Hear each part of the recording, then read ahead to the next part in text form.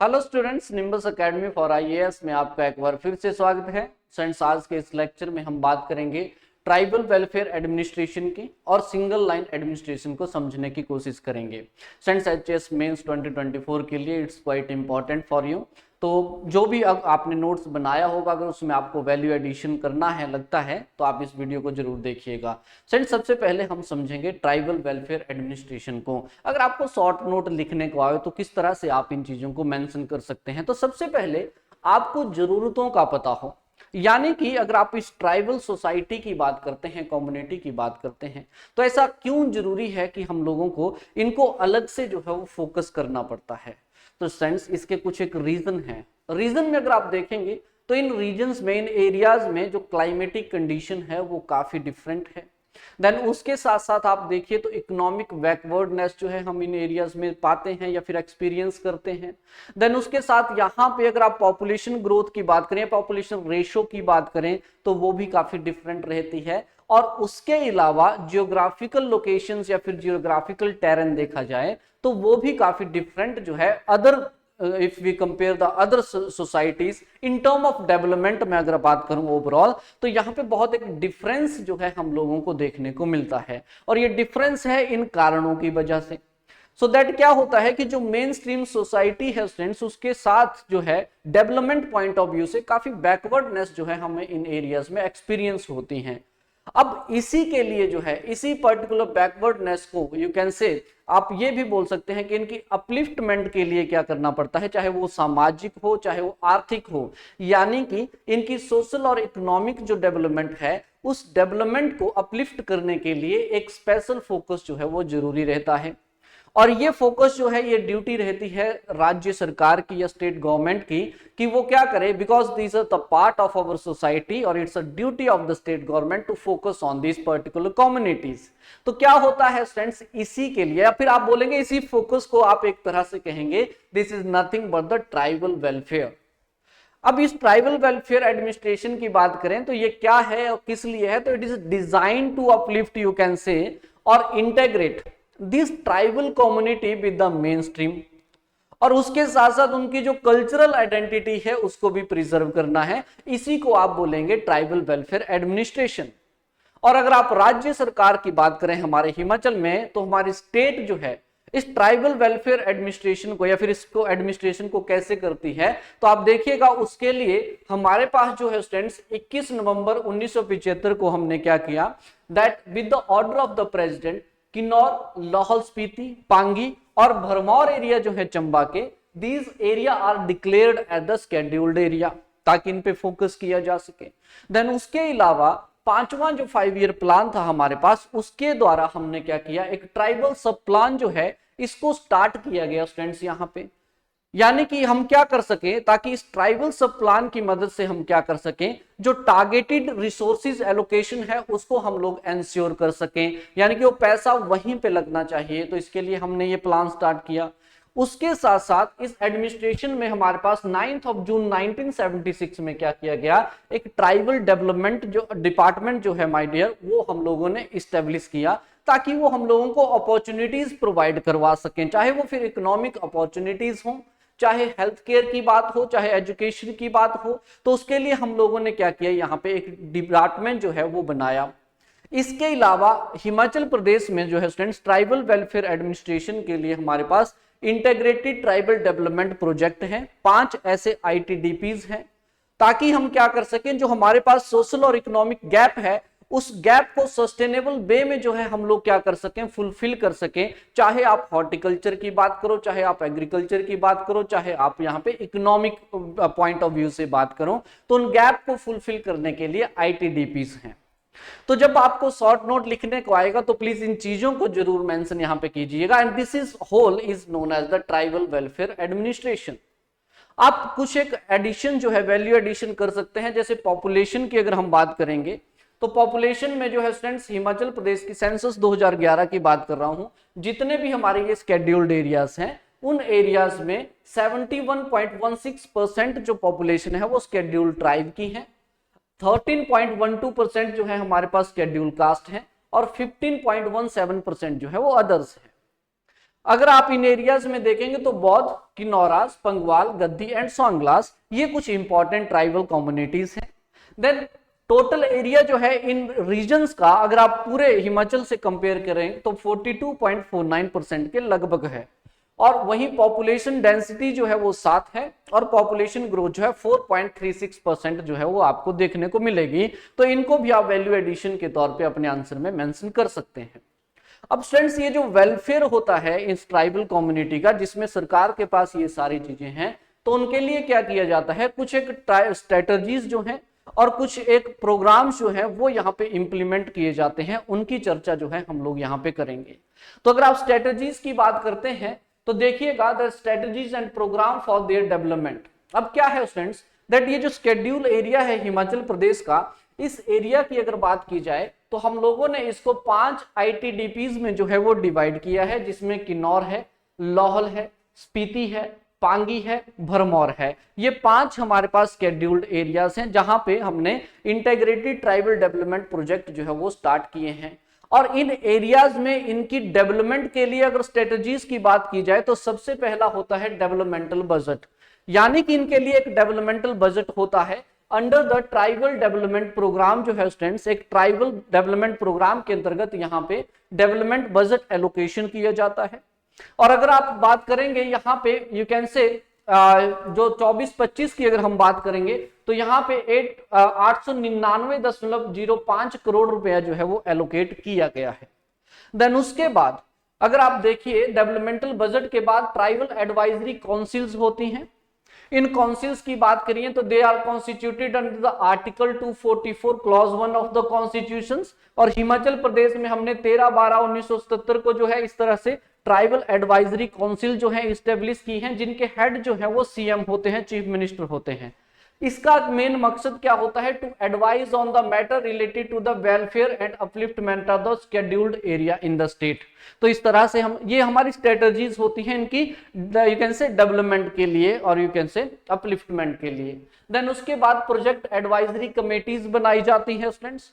Project advisory committees जो हैं formulations हो गई, इंप्लीमेंटेशंस होगी और रिव्यू हो गया। जो भी हमारे पास यहाँ पे यू कैन से फंड एलोकेट किया जाता है बजट के द्वारा, तो उस बजट में उसकी फॉर्मुलेशंस का काम जो है, उसकी यू कैन से रिव्यू का काम है, इंप्लीमेंटेशन का काम है, वो सारा का सारा किया जाता है यू कैन से द प्रोजेक्ट एडवाइजरी कमेटी के द्वारा।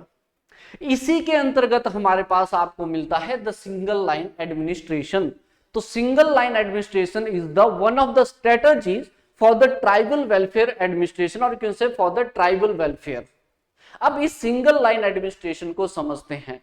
देखिए यहाँ पे क्या लिखा हुआ है, यहाँ पे बात कर रहा है दैट सिंगल लाइन एडमिनिस्ट्रेशन क्या होता है, it is you can say it's a part of the good governance, जिसमें establish a single line administration between the state and the project level.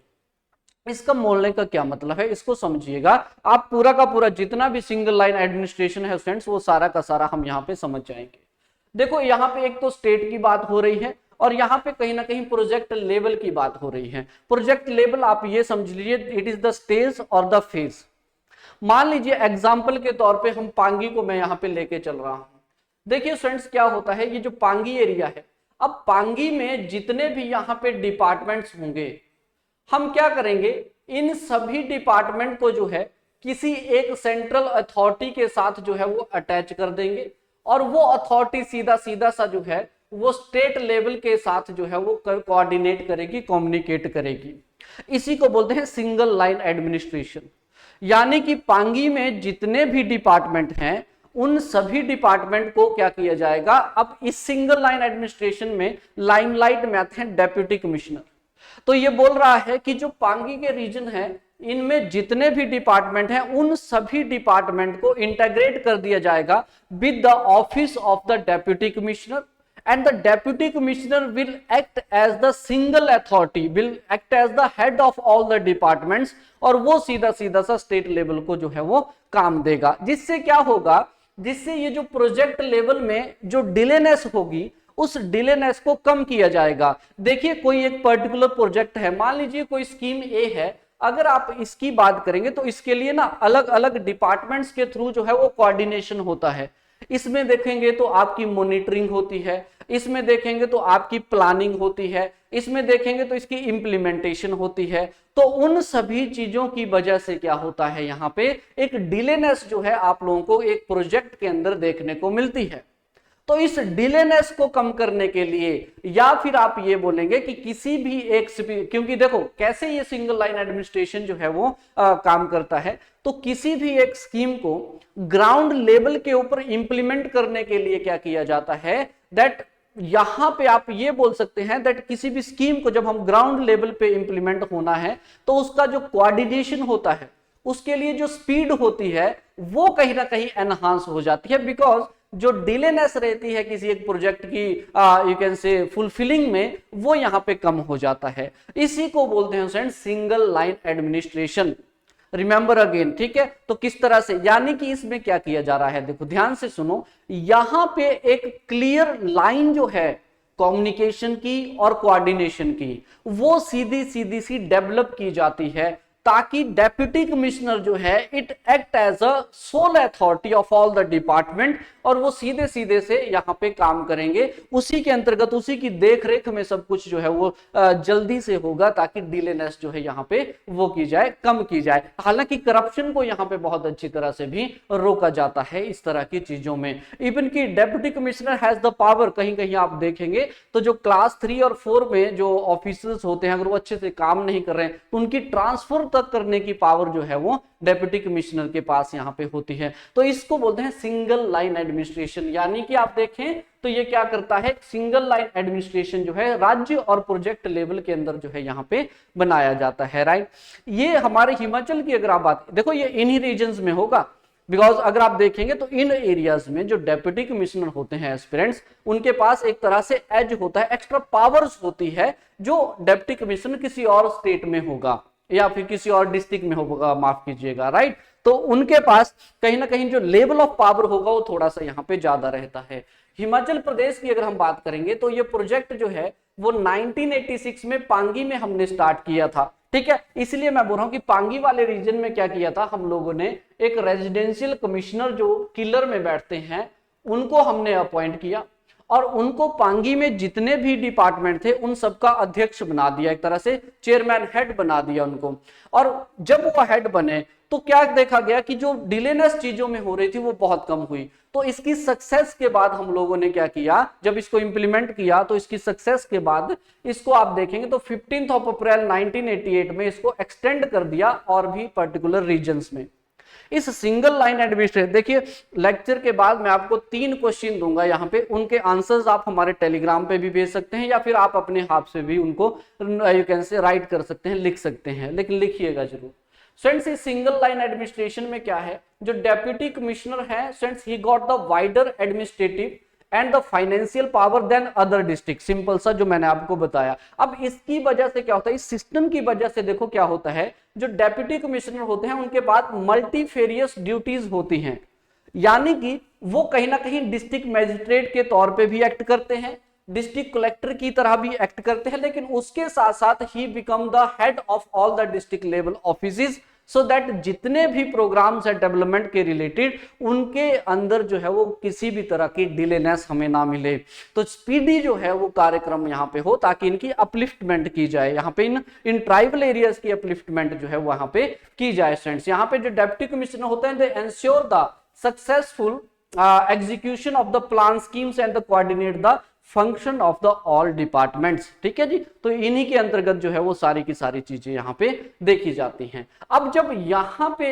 1986 में सिंगल लाइन एडमिनिस्ट्रेशन जो है वो succeed हुआ, तो उसके बाद इसकी एक्सपेंशन हुई हिमाचल प्रदेश में। और अगर इसकी एक्सपेंशन की बात करें तो after the successful implementation of the single line administration in the Pangi, 15 April 1988 को क्या किया गया, the system was extended to all other ITDPs, and उसके लिए जो स्पेसिफाइड अथॉरिटीज रहती हैं आईटीडीपीज के लिए, उनको मेंशन यहां पे किया गया है। जैसे पांगी की अगर बात करेंगे तो पांगी में आपको रेजिडेंट कमिश्नर जो है वो मिलेंगे किलर में, किन्नौर में जो है डेप्यूटी कमिश्नर मिलेंगे रिकांगपियो में, लाहौल में डेप्यूटी कमिश्नर होते हैं केलोंग में, स्पीति में एडिशनल डेप्यूटी कमिश्नर होते हैं काजा के, और भरमौर में एडिशनल डिस्ट्रिक्ट मजिस्ट्रेट जो भरमौर हैं वो होते हैं यहाँ पे सोल अथॉरिटी, आप ये बोलेंगे he is the head of all the department. वो सारा का सारा काम जो है उन्हीं के अंतर्गत जो है यहाँ पे स्टूडेंट्स वो देखा जाता है, राइट। और दूसरा जो मैंने आपको बताया ट्राइबल प्लान में,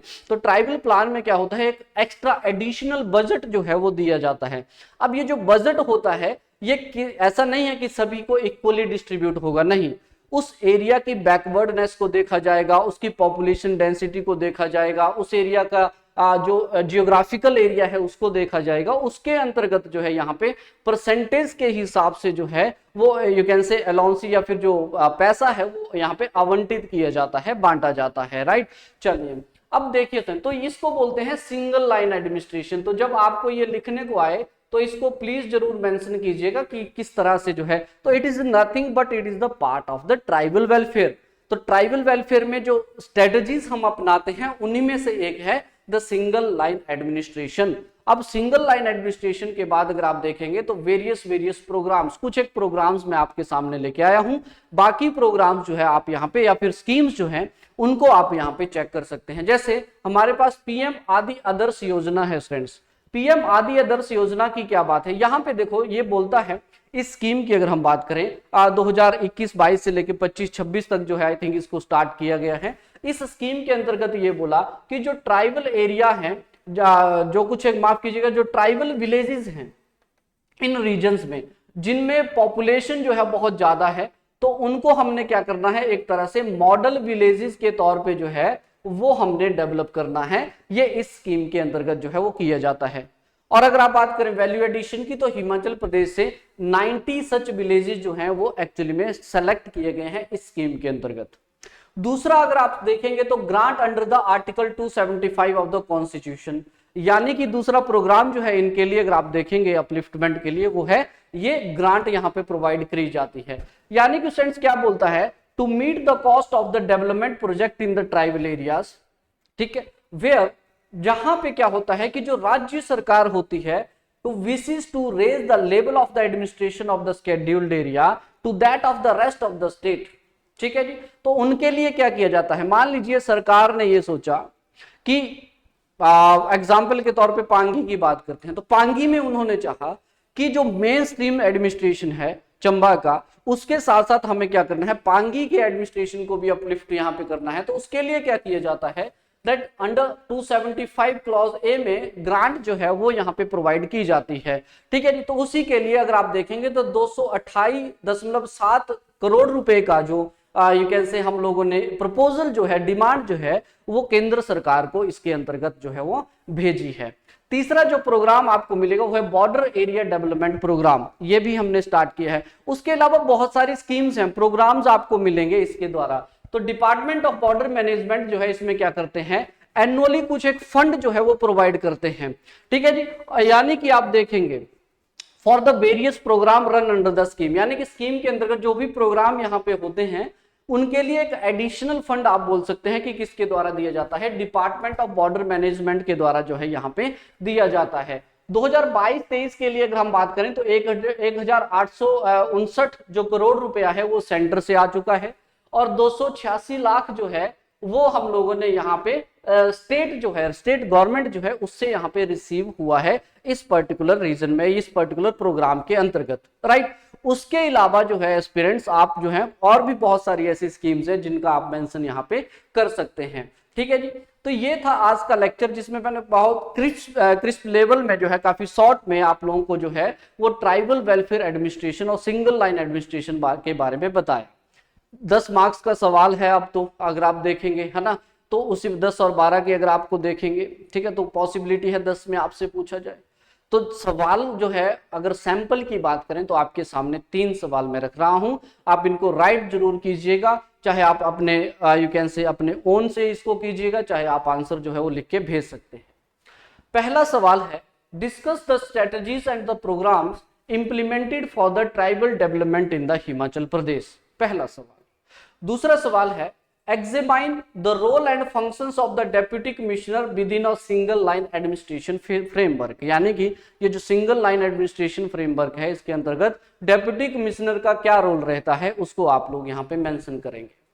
analyse the concept of the single line administration in Himachal Pradesh, its expansion and the role of the deputy commissioner within its framework. आप इसको भी आप लिख सकते हैं, यानी कि जब आप 12 मार्क्स की बात करेंगे तो पॉसिबिलिटी है इस तरह का सवाल आपसे बन जाए कि आप लोगों को यहाँ पे सिंगल लाइन एडमिनिस्ट्रेशन का जो कॉन्सेप्ट है इसको आपने हिमाचल प्रदेश में बताना है, तो पूरा उसको एक्सप्लेन करना है, उसका एक्सपेंशन आपने बताना है और रोल आपने बताना है डिप्टी कमिश्नर का इस पर्टिकुलर फ्रेमवर्क के अंदर।